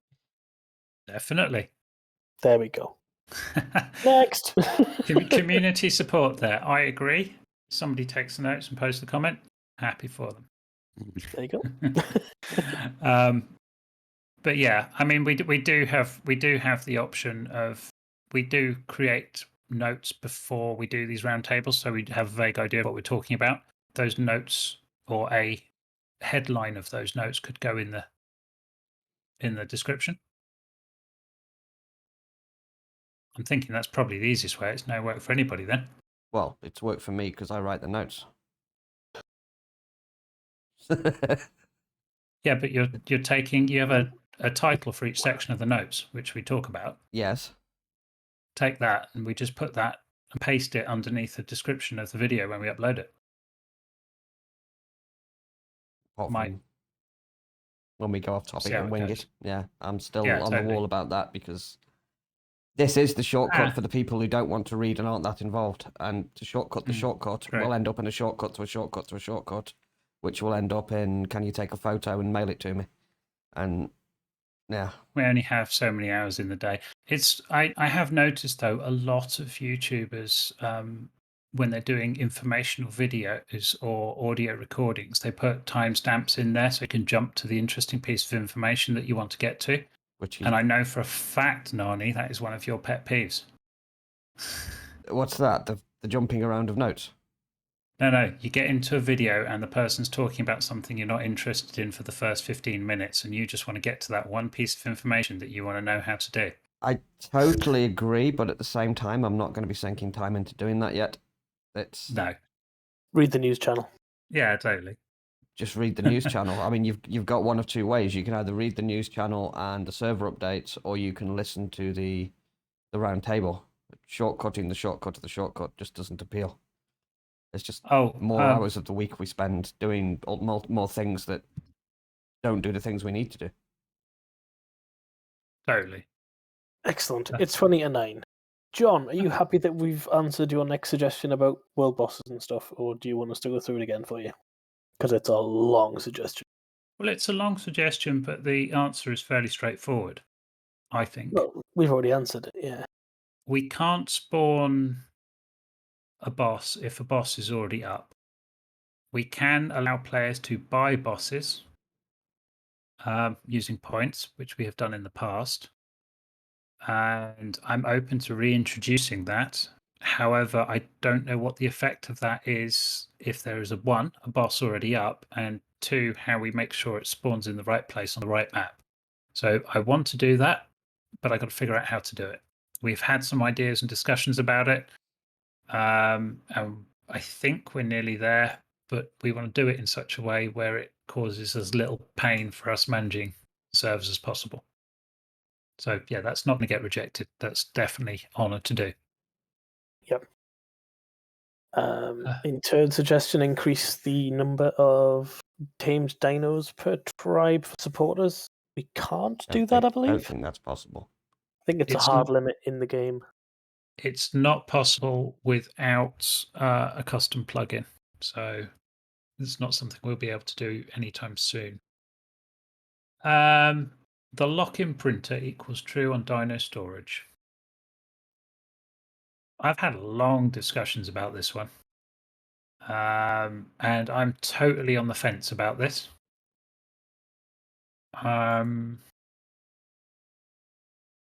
2 votes against, 11 for, and 1 random. And a crabs, yeah. Yeah, totally. Just for those of us who aren't sure, is that imprinting the same way the boost would within the mutator? So It's quick, an owner imprint. very quick summary. You imprint from the nanny. It gives a range of 0 to 100% on how much you've imprinted on that dino. Yep. Or you can do it manually by hand. Every dino gets a stat bonus if it's fully imprinted. The stat bonus scales based on the imprint. Then, whoever claimed the dino to begin with gets a rider bonus when they ride that dino, which adds more stats on top. At the moment, if you soul trap a dino and throw it out, the soul trap doesn't transfer the rider bonus to the new owner, to the new rider. Right, okay, I'm with you. What we're proposing, the stat bonus is still there. The rider bonus doesn't transfer because the rider bonus is locked to the person that claimed the baby when it first came out of its little egg or whatever.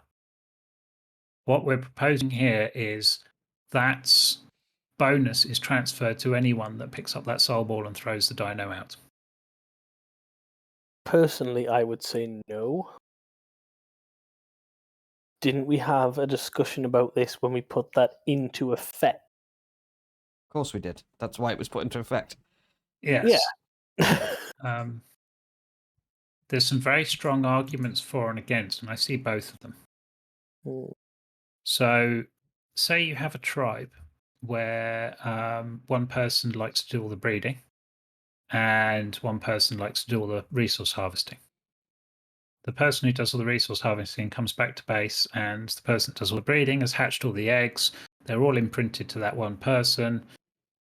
What do? They can't, they're not going to get the bonus when they ride that dino. That's a planning problem, not a mechanic problem.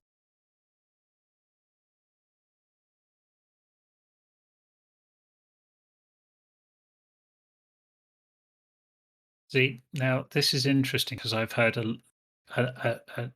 quite a strong voice for making this change, and I really don't want to I don't want to put my opinion across because it's very strong in one direction. So I want to see what people think. I'm happy to put my opinion across, and I would say do not. Because all it takes is, like Giga said, be around when the eggs are hatched or communicate within your tribe. Have a 2-minute chat with a person that breeds. Can you leave one out for me so I can imprint on it so I can write it? Again, I'm agreeing with Scorp. What the hell is wrong with me today? But yes, essentially, it takes 2 minutes of communication rather than changing it for everybody. But, that said, just to play devil's advocate, Mhm. if your Please do. breeding guy is on US time zone and your farming guy is somewhere else in the world, you may never actually get to imprint on that dinosaur.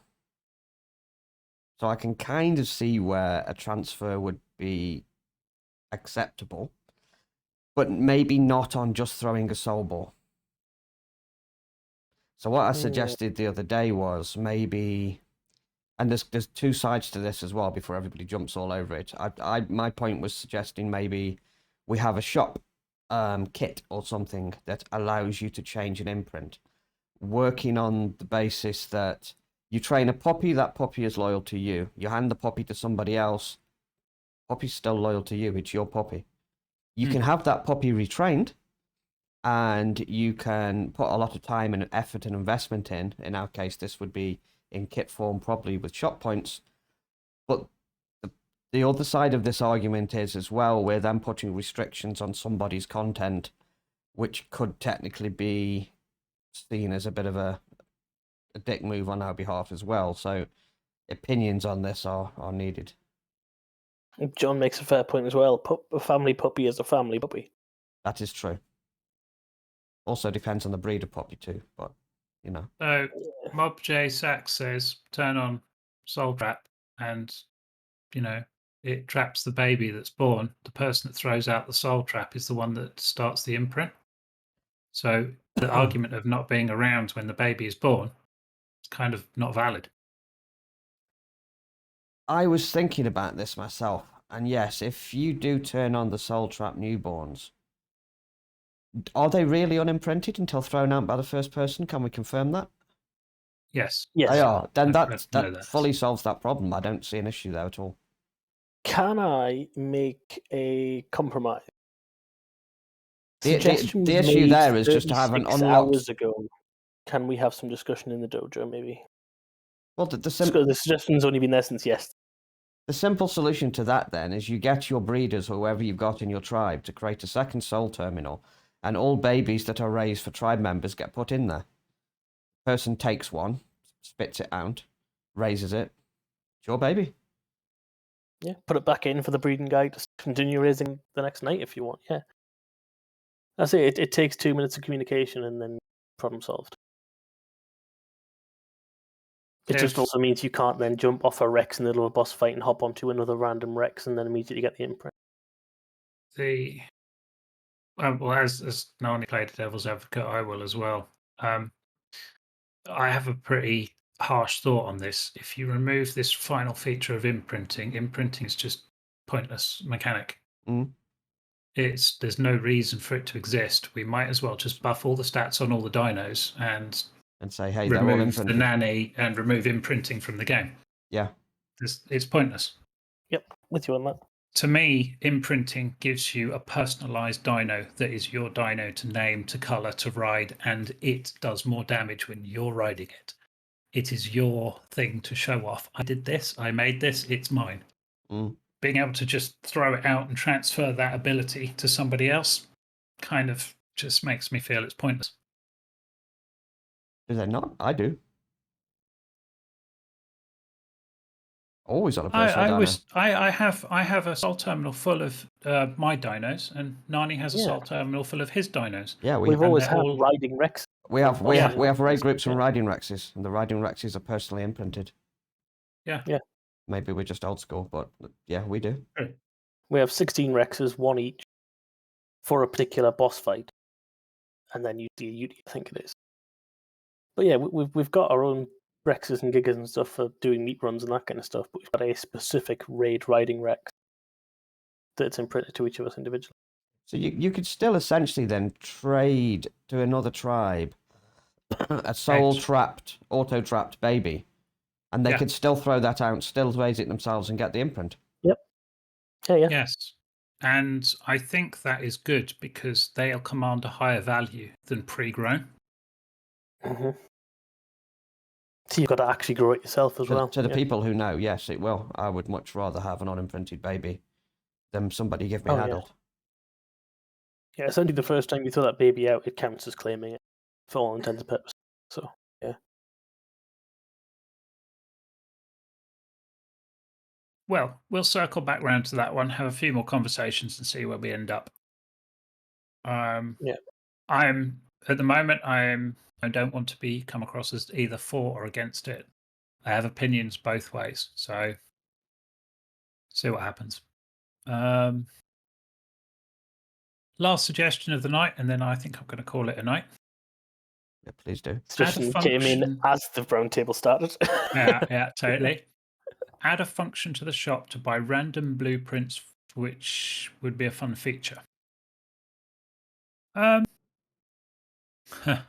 So what you're asking for is this. It's essentially a loot crate. Spend your points, get a random reward. Random rewards for a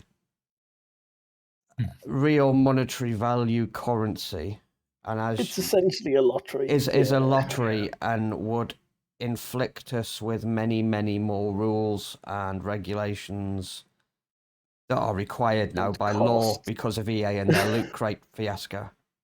Yes. So we have to be very, very careful to stay away from things that have a random output for currency. Saying that though, there is a free to enter method. Play the game. If it was wholly locked behind cash, then it would be a real problem for us. True. Yes. So it We could wouldn't be here, or we'd be far richer than we are. Yeah. So what we can do with that, Yes, loot crates are in the game as standard for free. Yes. yes, that's fine. It's when you charge for them in a thing called Yeah. a shop, where you can buy the points to spend in the shop for money. In a regulatory world, it's a minefield. Has anybody else noticed that Artie's back? Hang Where on a the sec. hell have you been? I've just realised that suggestion. Mhm. Sorry, I didn't catch what you guys were saying. Add a function in the shop to buy a random blueprint. It would be a fun feature. We've got this awesome thing in game where you've got these like loads of different colours that drop down from the sky, and you run around and you open them up, and you get like this random shit that pops out, and it's really fun, and you can collect all the bits. And they're in caves and they're underwater, and Yeah, there's it's like loads of them on Genesis 2, and yeah. No, I get why the suggestion has been made, and yes, it's cool. It's another way to acquire blueprints. The quest chains that will go in will allow you to get different blueprints. We've also, exciting feature, totally forgot to mention. We're putting in some loot crates at the end of some caves that will drop ascendant level blueprints. How cool is that? Yes, along with quests, there will be more cave custom crates going in with way better blueprints. And for those of you who like farming and grinding in the quest, as far as I'm aware, unless they've changed massively, we'll have a lot of farming and grinding if you want to do it. Are we So- restricting that to saddles, or are we going to eventually move out to weaponry and armor as well? There's no need to move to weaponry or armor. The red crates do a very good job of that already. The missing piece was saddles cannot be acquired in cave drops. Mm. So They're we're only going to really add. from OSDs, aren't they? Yeah, saddles are OSDs and ringed world drops, and I think there might be some in cave drops, but not all of them. I need to check what's on the website. It's been a while since I've messed with loot tables. But what we've done is we tested last week. We created a new type of loot crate. Looks like a treasure chest. We're going to place it in several locations in several caves. We'll let you know which caves we've put them in. And they have every single blueprint in them. I think there's about 110 for every saddle, and it'll drop one max level, or as close as we can get it to do that, every time you loot it. So you'll get one blueprint for a saddle that will be of really good quality.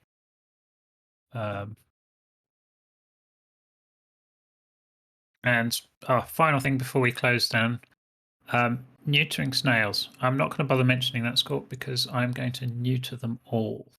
You bastard. No, really, I am actually going to neuter every single snail in existence. Would you like a pair of really small scissors? No, I'm going to use a hammer. For those of you who are wondering what the hell we're talking about at the moment, all snails Welcome to currently the club. thank you for talking. All those currently snails that are on the map, Wildcard thought was a great idea to automatically enable breeding on. And as snails automatically walk around to produce their resources, you are dropping hundreds and thousands of baby snails all over the server every day. Hence DJ's willingness to cull them all with a hammer. I'm not going to kill any snails. I'm just going to Gotta stop them ever having babies again. control the babies by means Yeah. of birth control. Hmm. Enforced birth control. So, yes, that covers off all of the suggestions. I will go through and update the suggestions list probably around lunchtime tomorrow on my lunch break. I'll update the commentary at the top, and I think that just about covers it all. Thank God. Long one today. We're nearly on the 2-hour mark. I know. Super long. And we've had a good audience throughout. I'm really grateful for you all coming along and listening to us waffle and giving us some great feedback in general. What do you mean listening to us waffle? Yeah, you waffled. We came in with some awesome feedback. That's the way it's working. So, It always works, DJs, if you don't let this pen. at this point, I would do- usually say, do we have any questions? But we've been doing that for the past 2 hours. I do like Tom's final suggestion, though. Adding sea creature saddles to the deep sea loot crates. At the moment, deep sea loot crates give you a source of ascendant scuba gear and underwater paraphernalia, and the desert crates give you a source of ascendant desert gear and desert associated paraphernalia. So it only makes sense that the deep sea loot crates contain deep sea related saddles. So yes, we will look at doing that too. I would say though, the deep sea loot crates probably won't be as good as the loot crates at the end of the caves. No. Probably least say like it's something. Ramshackle Mastercraft, that's somewhere in that. Yeah, definitely not Yes. Ascendant, because they just go down and get them. There's no challenge to that. Cool. So let's call it a night there. And would you like to do our outro, Nani? Yes. We have a quick question though first. Oh, we do? On Gen 1 glitch rewards, will the hexagon rewards be enabled anytime soon, or is there a bigger issue going on? I have an answer to that. There is a bigger issue going on, and it is Wildcard that has disabled the hexagon rewards for glitches. Awesome. We have no control over that one, I'm afraid. There's an exploit associated with it. Something along those lines. Yeah. Also, good night, Aris. Good night, you all. Now, as far, I see 2 people typing again. We're never going to end. It's going to be. There we go. So that said, we'll go with the outro. We have been the Wicked Ninjas, and you have all been very patient tonight. Thank you all for coming. Thanks for those that stayed to the end. I know it's been a bit of a troll, but we've got through a hell of a lot. Love you all, and good night. Good night. I will now exit quietly. Stage left.